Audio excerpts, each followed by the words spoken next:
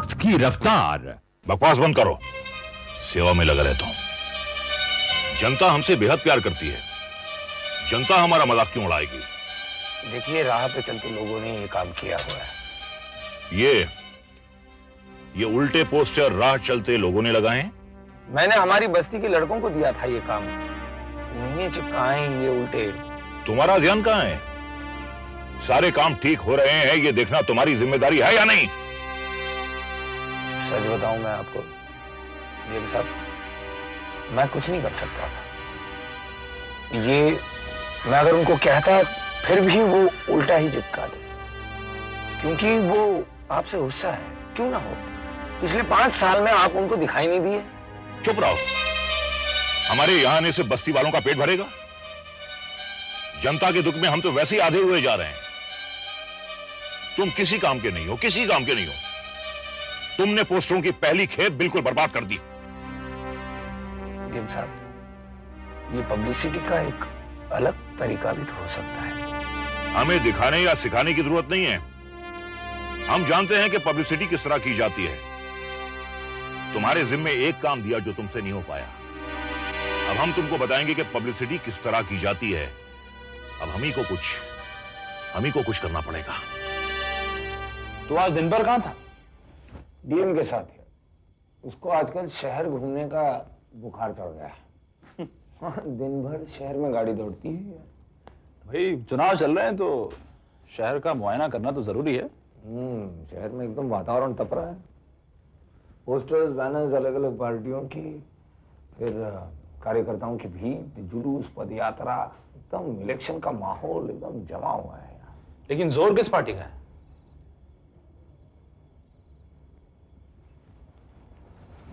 हाँ, मुझसे अधिक तो तुझे पता चलेगा यार। तू पत्रकार है। यार मैं पत्रकार जरूर हूं, लेकिन मेरा नजरिया और तेरा नजरिया बहुत अलग है। क्या है ना कि मैं चीजों को ढूंढता हूं, खोजता हूं बातों को, लेकिन तू तो सड़कों पर रहता है, सड़कों से बातें करता है। सड़कें तुझसे बातें करती हैं और जो सड़क बोलती हैं वो हमेशा सच होता है, क्योंकि सड़कें शहर की नसें होती हैं, नर्व्स। और जो शख्स इन नसों के इतना करीब होता है, उससे बेहतर शहर का ब्लड प्रेशर और कौन जान सकता है? हाई तो नहीं हुआ मेरा ब्लड प्रेशर इतनी तारीफ सुन के यार, पर कुछ समझ में नहीं आ रहा है अगर सच बात बताऊं। क्योंकि जैसे मैंने देखा, अलग अलग इलाके में अलग अलग पार्टियों का जोर है, और हमारे इलाके में तो चारों उम्मीदवार इतने तगड़े हैं। फिर भी अगर आजकल जमनादास जी का जोर अधिक लग रहा है, भारद्वाज जी के बारे में भी चर्चा हो रही है। और दिव्य मोहन? दिव्य मोहन तो मजाक का विषय बन गए। क्यों? उनके पोस्टर्स, उनके बैनर्स का मजाक उड़ाया जा रहा है, और ये सब एक रात का काम। लेकिन तूने जो जमीन पे चिपकाए थे और वो कचरे के डब्बे पे उल्टे सुलटे सबका गाड़ियां रेंगते जा रही है, मसलते जा रही है उनके चेहरे को। कम बात, डीएम ने मुझे बुलाया था। अच्छा, ऐसा झाड़ दिया मुझे, बरस पड़े मेरे ऊपर। तो मैं भी शान, मैंने ढकेल दिया सारे उनके कार्यकर्ताओं पर। देख, डीएम सिर्फ मजाक का विषय बन गए, इतना ही नहीं बल्कि उनका वक्त भी जाया हुआ है। अब उन्हें इलेक्शन की तैयारी दोबारा से शुरू करनी होगी। देखते हैं अब वो अगला कदम क्या उठाते हैं।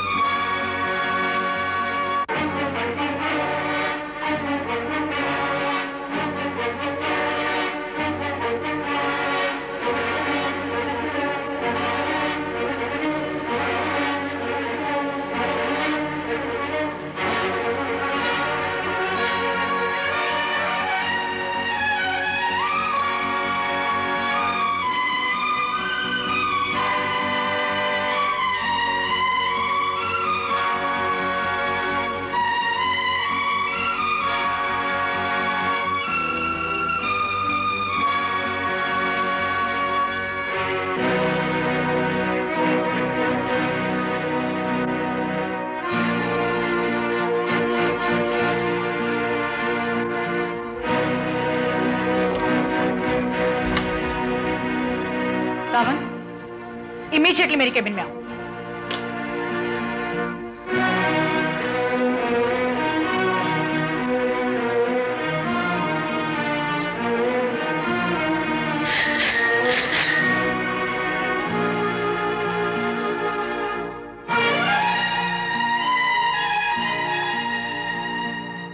Yes ma'am.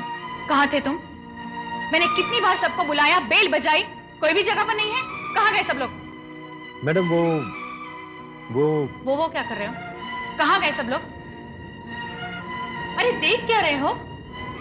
जाओ बुलाओ उन सबको ड्यूटी पर। Follow my orders. मैडम वो सब बाहर गए हैं। बाहर गए हैं? कहाँ? दरअसल मधुकर साहब का फोन आया था। मधुकर साहब? ये कौन से साहब हैं? वो डीएम साहब का काम देखते हैं। तो उनका यहाँ क्या ताल्लुक?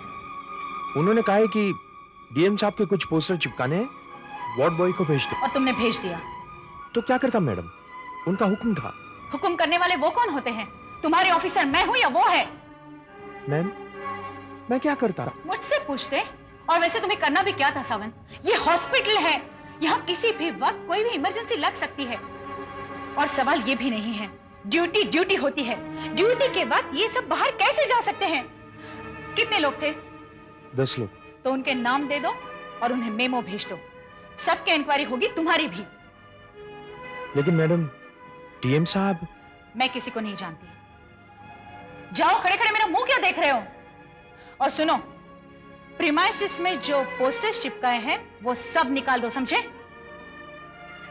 ठीक है मैडम।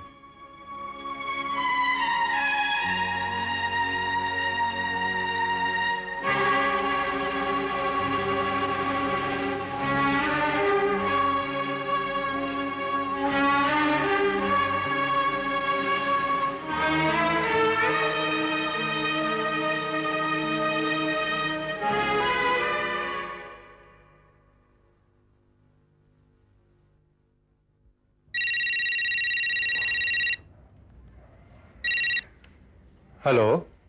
मैं सावंत बोल रहा हूँ, रमणीकलाल अस्पताल से। हाँ सावंत बोलो। जो काम करने के लिए कहा था हो गया क्या?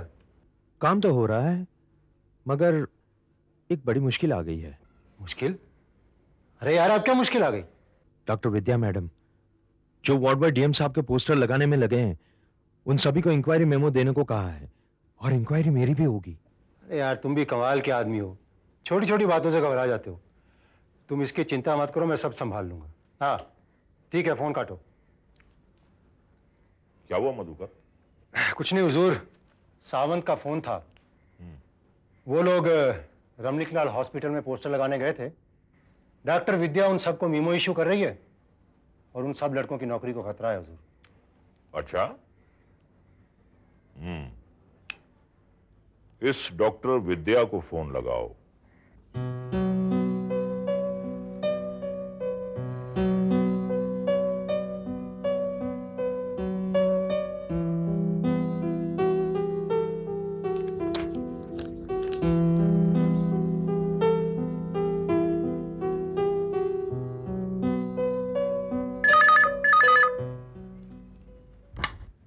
Hello. Hello doctor Vidya, just hold on please. Divya Mohan ji बात करेंगे।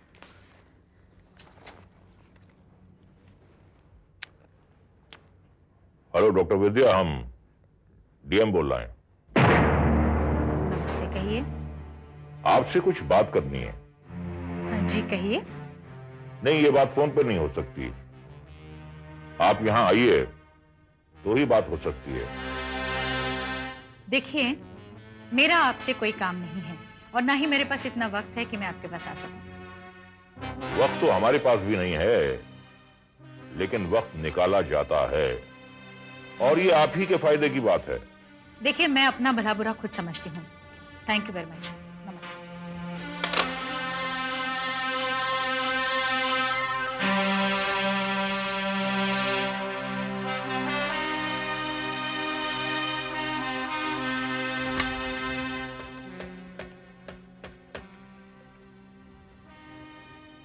हेलो, राधा का?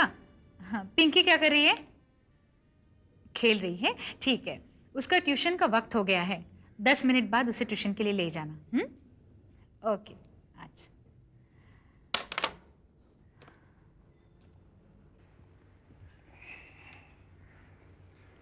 याद है भैया।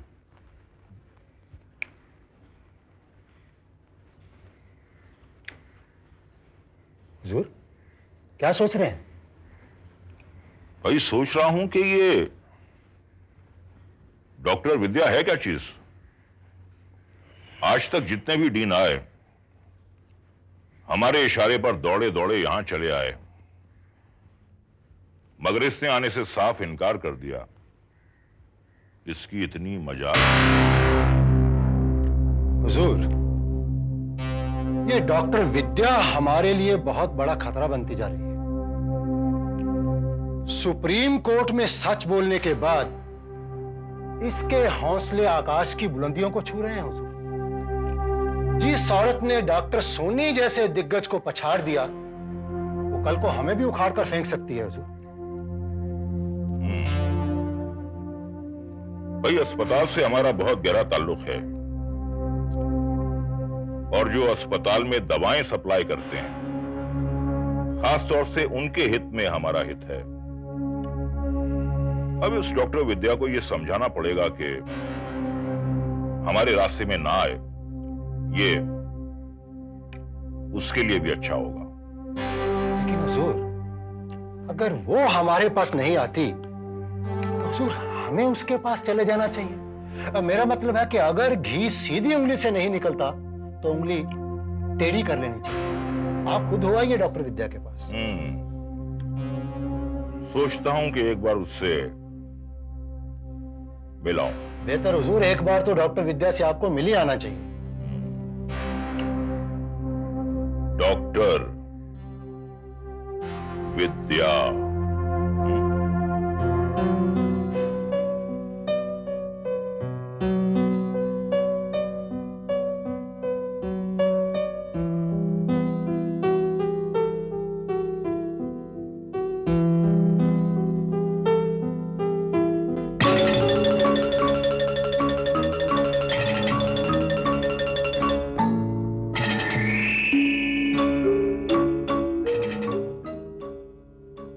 डीन साहिबा नमस्ते। आप? क्या हम अंदर आ सकते हैं? आइए। माना कि हमने आपसे अपॉइंटमेंट नहीं लिया,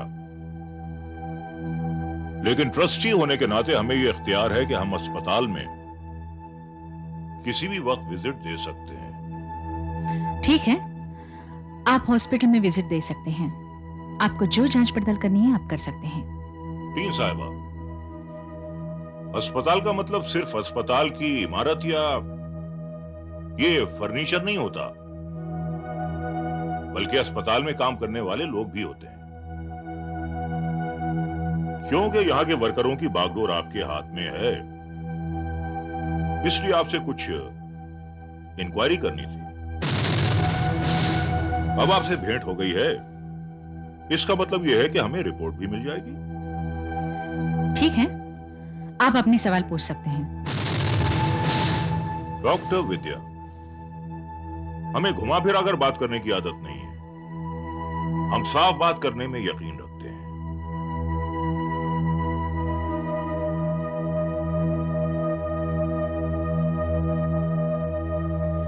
जी हाँ, मैं मानती हूँ आप साफ बात करने पर विश्वास करते हैं, इसलिए ट्रस्टी के नाते हॉस्पिटल को विजिट देने के लिए आए हैं। आपको जो सवाल पूछने हैं आप पूछ सकते हैं। आपके हर सवाल का जवाब आपको मिल जाएगा। अस्पताल के कुछ सेवकों को बिना वजह आपने तकलीफ पहुंचाने की कोशिश की है, ऐसी कंप्लेन हमारे पास आई है। मैंने किसको तकलीफ दी? सुपरवाइजर सावंत और 10 वार्ड बॉयज का मेमो निकालने का ऑर्डर दे रखा है आपने। देखिए डीएम साहब, ऐसा करना मेरे अधिकार में है। अच्छा, तो अधिकारों को इस्तेमाल करने के लिए किसी वजह को नहीं मानती हैं आप?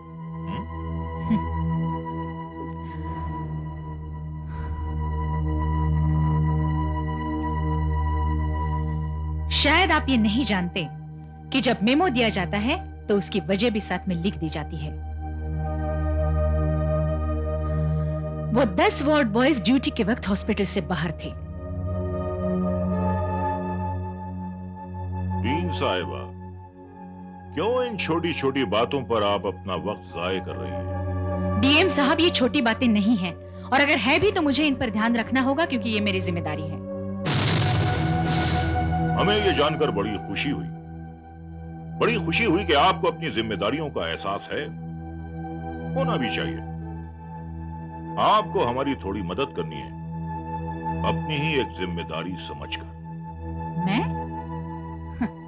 आप इतने बड़े नेता हैं, मैं भला आपकी क्या मदद कर सकती हूँ? आप जैसे दोस्तों के बल पर ही तो हमारा इतना बड़ा साम्राज्य कायम है।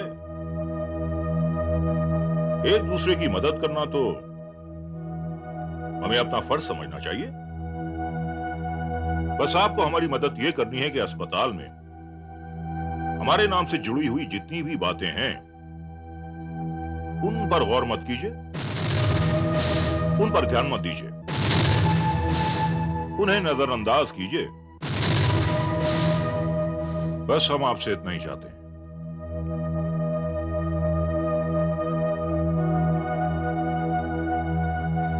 डीएम साहब, मैं जब इस कुर्सी पर बैठी तब मुझे ट्रस्ट ने यह भी अधिकार दिया है कि हॉस्पिटल के बारे में जो कुछ भी हो रहा है उसके बारे में कहां ध्यान देना है कहां नहीं, इसका फैसला मैं खुद करूंगी। और अगर आप ट्रस्टी होने के नाते मुझ पर दबाव डाल रहे हैं तो फिर इस बात को मुझे कमेटी के सामने रखना पड़ेगा। डीन साहिबा, आज तक डीएम को धमकी देने की हिम्मत किसी ने नहीं की, और अगर किसी ने की तो उसे सारी जिंदगी पछताना पड़ा। बहरहाल आपकी हिम्मत की दाद देता हूं। वैसे अस्पताल के मामले में हम अब तक आपको अपना साथी समझते हैं। जी नहीं, मैं आपके साथ नहीं हूं। सोच लीजिए, हम आपको थोड़ा वक्त और दे रहे हैं। मुझे सोचने की जरूरत नहीं है, जो कुछ भी सोचना है आप सोच लीजिए। आप अब हमको सोचने पर मजबूर कर रही हैं। वैसे हम किसी भी मामले में कभी कोई जल्दबाजी नहीं करते। मेरे ख्याल से अस्पताल के बारे में पूछताछ पूरी हो चुकी है और बाकी बातों में मुझे कोई दिलचस्पी नहीं है। नमस्ते।